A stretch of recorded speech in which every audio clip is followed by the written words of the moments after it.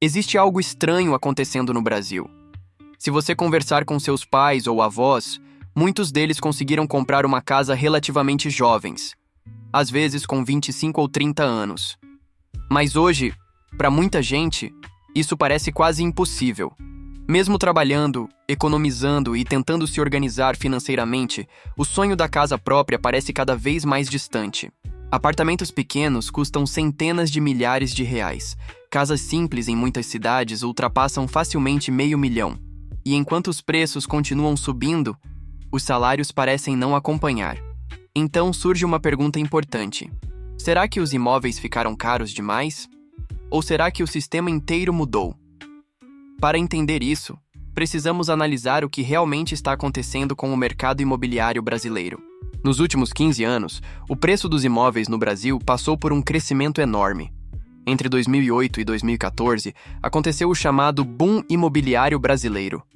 Nesse período, o crédito imobiliário cresceu rapidamente. Programas como Minha Casa Minha Vida aumentaram o acesso ao financiamento. Os bancos começaram a oferecer prazos mais longos e milhões de brasileiros passaram a ter acesso ao crédito pela primeira vez. O resultado foi previsível. Com mais pessoas podendo financiar imóveis, a demanda disparou. E quando a demanda cresce mais rápido que a oferta, os preços sobem. Muito. Em cidades como São Paulo e Rio de Janeiro, o preço do metro quadrado chegou a subir mais de 200% em poucos anos. Mesmo depois da desaceleração da economia, os preços nunca voltaram para os níveis anteriores. Ou seja, os imóveis ficaram permanentemente mais caros. Agora vem a parte mais importante dessa história. Os salários não acompanharam essa valorização. O rendimento médio do trabalhador brasileiro cresceu muito mais lentamente do que o preço dos imóveis. Isso cria um problema simples de entender. Imagine que em 2005 um apartamento custava o equivalente a 5 anos de salário médio. Hoje, em muitas cidades, esse mesmo tipo de imóvel pode custar 10 ou até 12 anos de renda média. Ou seja, mesmo trabalhando o mesmo número de anos, comprar um imóvel ficou muito mais difícil. Esse fenômeno não acontece apenas no Brasil, mas em países com renda mais baixa, como o Brasil, o impacto é ainda maior. Outro fator que pesa muito é o financiamento. No Brasil, a grande maioria das pessoas compra imóveis através de financiamento bancário. E o financiamento depende diretamente da taxa de juros. Quando os juros estão baixos, as parcelas ficam mais acessíveis. Mas, quando os juros sobem, financiar uma casa fica muito mais caro. E o Brasil tem uma das taxas de juros mais altas entre grandes economias. Isso significa que um financiamento imobiliário de 30 anos pode acabar custando muito mais do que o valor original do imóvel. Por exemplo, uma casa de R$400 mil financiada pode acabar custando R$700 mil ou até R$800 mil ao longo do tempo. Esse custo adicional torna o acesso à casa própria muito mais difícil. Mas não são apenas os compradores que enfrentam dificuldades.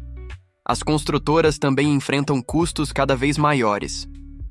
Nos últimos anos, o preço de diversos materiais de construção aumentou significativamente.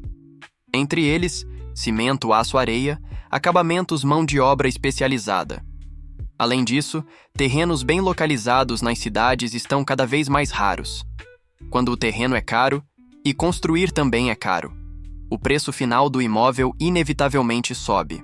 Outro fenômeno importante é que os imóveis deixaram de ser apenas um lugar para morar. Eles também se tornaram uma forma de investimento.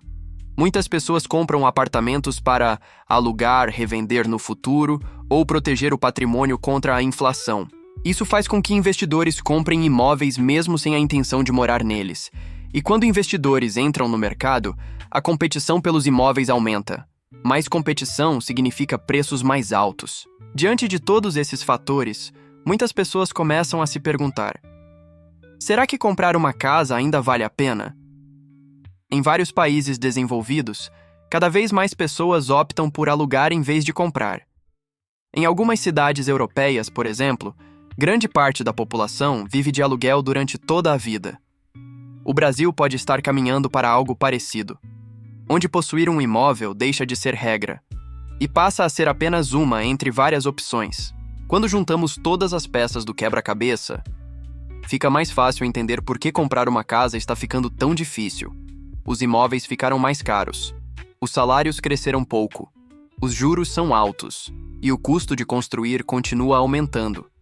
O sonho da casa própria ainda existe, mas talvez ele exija mais planejamento, mais tempo e decisões financeiras mais cuidadosas. E a grande pergunta é: será que as próximas gerações ainda vão conseguir comprar suas próprias casas? Ou estamos entrando em uma nova era onde morar de aluguel será cada vez mais comum no Brasil?